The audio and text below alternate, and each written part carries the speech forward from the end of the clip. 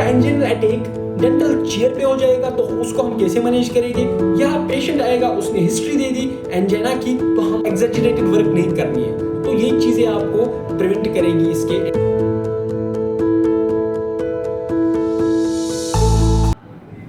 अस्सलाम वालेकुम वरहमतुल्लाह। आज का जो हमारा टॉपिक होने वाला है ये पार्ट 3 होने वाला है हमारा dental consideration of systemic disease.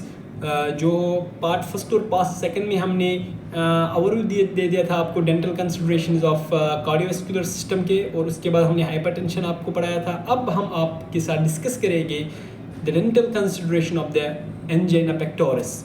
ये भी एक कार्डियोवैस्कुलर डिजीज़ है, तो दूसरी डिजीज़ हम पढ़ने जा रहे हैं, that is the angina pectoris. तो सबसे पहले हम देखेंगे एंजाइना पेक्टोरिस होता क्या है, उसके बाद हम इसके डेंटल कंसिडरेशंस पे आते हैं। तो सबसे पहले एंजाइना पेक्टोरिस को हम और एक नाम बोलते हैं, that is ischaemic heart pen. तो इसमें क्या होता है, एंजाइना पेक्टोरिस एक हार्ट पेन है, ये एक हार्ट की डिजीज़ है जिसमें हार्ट में पेन होती है। तो क्यों होती है? Due to the imbalance in the oxygen supply और ऑक्सीजन कंजप्शन। जितनी ऑक्सीजन सप्लाई होनी चाहिए और जितना ऑक्सीजन कंजप्ट करना है हमारे हार्ट को, अगर इसमें इम्बैलेंस हो जाएगी तो उसकी वजह से पेशेंट को पेन हो जाती है, इस्कीमिक पेन जिसको हम बोलते हैं, हाइपोक्सिक पेन जिसको हम बोलते हैं, और इस हाइपोक्सिक पेन को हम बोलते हैं एंजाइना पेक्टोरिस। तो हमें कोई बताएगा कि एंजाइना पेक्टोरिस होता क्यों है, और काज। तो काज इसका क्या है? इसका मेन काज ये है, that is the coronary artery. जो कोरोनरी आर्टरी सप्लाई करती है हमारे हार्ट के मसल्स को, हमारे हार्ट को, अगर उसमें कोई भी डिजीज हो जाए, कोई भी डिफेक्ट हो जाए, एथेरोस्क्लेरोसिस हो जाए, जिसकी वजह से जितनी डिमांड है हमारे हार्ट की, अगर हमारे हार्ट की डिमांड पूरी नहीं हो जाएगी, जितना इसको ऑक्सीजन कंजप्शन करना है और जितना आना है ऑक्सीजन और कंजप्शन इतना करना है, अगर इसमें इम्बैलेंस हो जाएगी तो हमें हार्ट पेन हो जाती है। तो हार्ट पेन को हम बोलते हैं ischaemic heart pen, that is called the angina pectoris, right. तो अब इस एंजाइना पेक्टोरिस की पेन हम कैसे डिटरमाइन करेंगे? दिस इज एंजाइना और एनी अदर थिंग। पेशेंट को एंजाइना ही है या कोई और पेन है? कभी कभार तो हार्ट बर्न में भी पेन हो जाती है, उसकी वजह से भी कोई भी पेन हो सकती है। तो एंजाइना पेक्टोरिस हम कैसे डिटरमाइन करेंगे? This is angina pectoris. तो एंजाइना पेक्टोरिस की पेन की कुछ कैरेक्टरिस्टिक्स है, वो मैं आपके साथ डिस्कस करूंगा। तो सबसे पहले जो एंजाइना पेक्टोरिस की जो पेन है, this pain remains for a short period of time.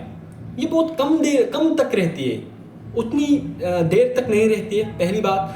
दूसरी बात, this pain is referred pain. ये जो पेन होती है ना, हार्ट पेन, ये खाली हार्ट पेन नहीं रहती है, उसके बाद ये रेफर होती है दोनों आर्म की तरफ। इस आर्म की तरफ भी हो जाएगी, इस आर्म की तरफ भी हो जाएगी, दोनों आर्म में रेफर्ड हो जाएगी, ऑक्सीपिटल रीजन की तरफ भी हो जाती है। और सबसे इंपॉर्टेंट चीज, ये पेन जो है ना, ये रेफर हो जाती है हमारे जाम में। क्यों? क्योंकि ये ओवरलैप कर जाती है हमारे trigeminal nerve, that is cranial nerve 5, वहां पे ओवरलैपिंग हो जाती है, उसकी वजह से तो वहां पे हमारे जाम में भी पेन होता है। तो पेशेंट आपके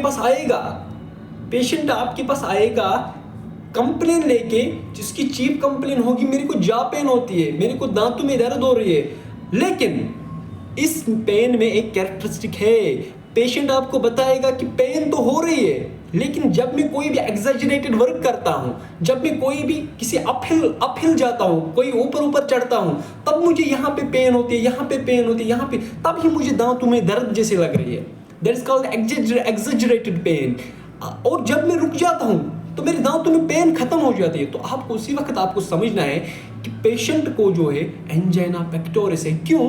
क्योंकि जब ये एग्जैजरेटेड वर्क करता है, जब ये कोई भी काम करता है, तो इसके हार्ट का डिमांड क्या है? ऑक्सीजन ज्यादा। जब ऑक्सीजन ज्यादा चाहिए लेकिन वहां से तो आता कम है, तो ये इम्बैलेंस जो है, इसकी वजह से जो पेशेंट को पेन हो जाती है, इसी को हम एंजाइना पेक्टोरिस बोलते हैं।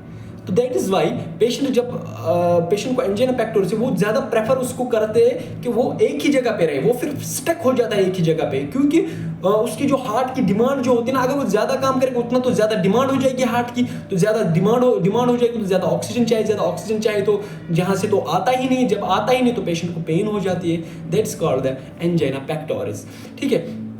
तो ये एंजाइना पेक्टोरिस के बारे में मैंने थोड़ा आपको बताया, इसकी क्लिनिकल फीचर्स क्या क्या होते हैं, इसके बारे में आपको मैंने बताया।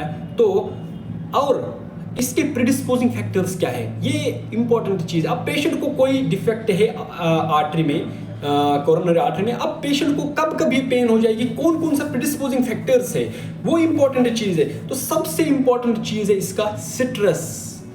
पेशेंट को सिट्रस अगर होगा तो सिट्रस की वजह से ये प्रिडिस्पोज हो जाता है। क्यों?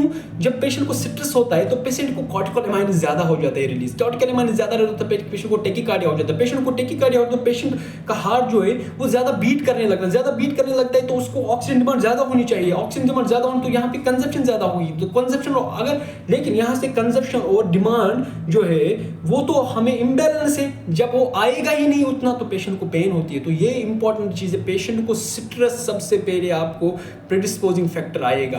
पेशेंट को स्मोकिंग भी इसका प्रिडिस्पोजिंग फैक्टर, लेकिन हमारे डेंटल क्लिनिक में आएगा तो हमें पता है, अगर हमें पता होगा कि पेशेंट को ये एंजाइना पेक्टोरिस है तो हम सबसे पहला जो स्टेप करेंगे वो हम स्ट्रेस मैनेजमेंट करेंगे। That is a very important thing. अब आएंगे हम, ये हमने पढ़ा कि पेशेंट का एंजाइना पेक्टोरिस होता क्या है, इसके क्लिनिकल फीचर्स, कैरेक्टरिस्टिक्स क्या होती है कैरेक्टरिस्टिक। और अब अगर एंजाइना पेक्टोरिस की पेन हाफ एन आवर से ज़्यादा रहेगी, ठीक है, तो हम उस टाइम इसको बोलते हैं मायोकार्डियल इन्फार्क्शन। ठीक है, this is the very important thing. अगर ये बहुत देर तक रहेगी up to the half an hour then it is called the angina pectoris. तो आधे बुक में लिखता है 2 to 10 मिनट्स से ज़्यादा अगर रहेगा तो हम इसको मायोकार्डियल इन्फार्क्शन बोलते हैं। ठीक है, तो हो गया हमारा ये मायोकार्डियल इन्फार्क्शन, ये एंजाइना पेक्टोरिस का यहाँ तक कि इसका कैरेक्टरिस्टिक क्या है, क्या होता है। ठीक है, अब हम डिस्कस करेंगे मैनेजमेंट इसका। ठीक है, अब ट्रीटमेंट से पहले, मैनेजमेंट से पहले हम कैसे इसको मैनेज कर, हम पहले प्रिवेंशन देखेंगे। तो अगर आपके एग्जाम में भी ये क्वेश्चन आ गया एंजाइना पेक्टोरिस का, तो आपको इसमें भी पहले वही लिखना है कि INR के बारे में। तो क्योंकि ये वाले पेशेंट्स को, इनको आर्थरोस्क्लेरोसिस मोस्टली होती है, तो ये भी एंटी प्लेटलेट्स खाते होंगे या देयर इज ब्लड थिनर्स खाते होंगे, तो इनको भी पहले आपको INR के बारे में लिखना है। ठीक है, तो सबसे पहले हम इसकी प्रिवेंशन के बारे में लिखेंगे। प्रिवेंशन होता, हम मैनेजमेंट से पहले प्रिवेंट कैसे कर सकते हैं। ठीक है, तो प्रिवेंशन के लिए आपको सबसे इंपॉर्टेंट चीज़ आपको मॉडिफिकेशन ऑफ द लाइफस्टाइल करनी है। पेशेंट को क्या अपहिल वॉकिंग नहीं करनी है, इसको एग्जैजरेटेड वर्क नहीं करनी है। तो ये चीज़ें आपको प्रिवेंट करेगी इसके एंजाइना को। ठीक है, दूसरा चीज़ आपको इसका डायज़ेपाम देना है पेशेंट को। That is the anti anxiety drugs देने हैं पेशेंट को। ठीक है, जिसकी वजह से इसका एंजाइटी कम हो जाएगी। एंजाइटी कम हो जाएगी तो टेकिकार्डिया कम हो जाएगा। ठीक है, तो और तीसरा चीज आपको कोरोनरी वेजोडाइलेटर्स देने हैं पेशेंट। उसमें आता है आपके नाइट्रेट्स और कैल्शियम एंटागोनिस्ट्स, ये पेशेंट्स को आपको देने हैं। उसकी वजह से इसकी कोरोनरी आर्टरी डायलेट हो जाएगी। ठीक है, तो उसके बाद आपको क्या करना है, आपको पेशेंट को एंटीप्लेटलेट ड्रग्स देने हैं। एंटीप्लेटलेट ड्रग्स एस्पाइरिन देना है। ठीक है, तो ये मैं आपको पहले ही बोला, INR के बारे में भी लिख सकते हो इसमें, क्योंकि ये पेशेंट्स ब्लड थिनर्स खाते होते हैं, एंटीप्लेटलेट्स खाते हैं। ठीक है, तो ये इसका प्रिवेंशन होगा। अब हम एंजाइनल पेशेंट को मैनेज कैसे करेंगे, that is a very important thing.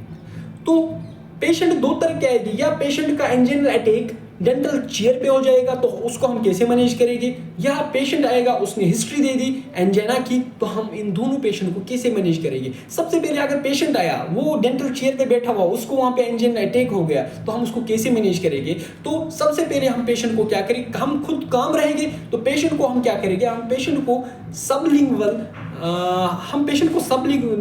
Nitroglycerine tablet देंगे। ठीक है, या हम उसको सीधा ही करेंगे टंग के नीचे, क्योंकि वहाँ पे एब्जॉर्प्शन बहुत ज़्यादा होती है, तो हम उसको सबलिंगुअली देंगे। हम एक टेबलेट जिसको बोलते हैं नाइट्रोग्लिसरीन की टेबलेट देंगे, और इसकी वजह से उसका जो एंजाइना अटैक हो वो ठीक हो जाएगा। अब अगर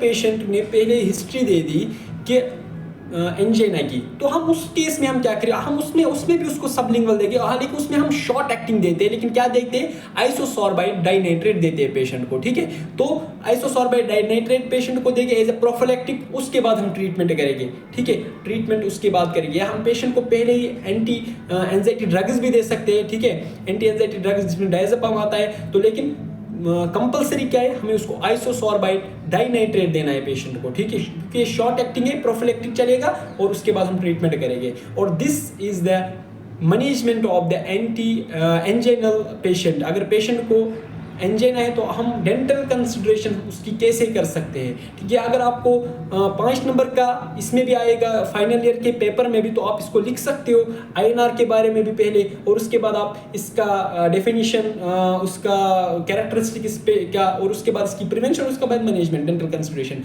that is it. Thank you.